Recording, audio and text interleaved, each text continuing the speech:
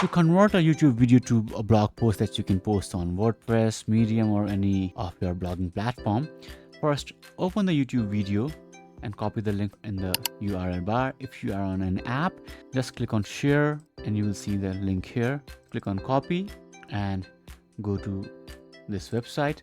I'll have this link in the description below, and I've tried a lot of different YouTube video to blog converter, and this is one of the best easily. And paste your URL here. One of the good things about this is you get to choose your output language, you get to choose the default writing style.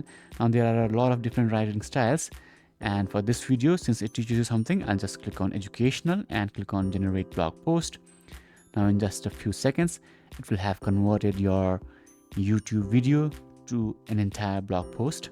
Let's wait for a few seconds to see the final output.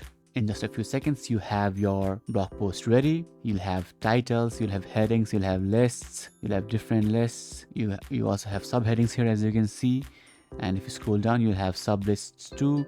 So it is actually a very good website. Now you can just click on copy this and paste it in your blogging platform, and you'll have your blog ready.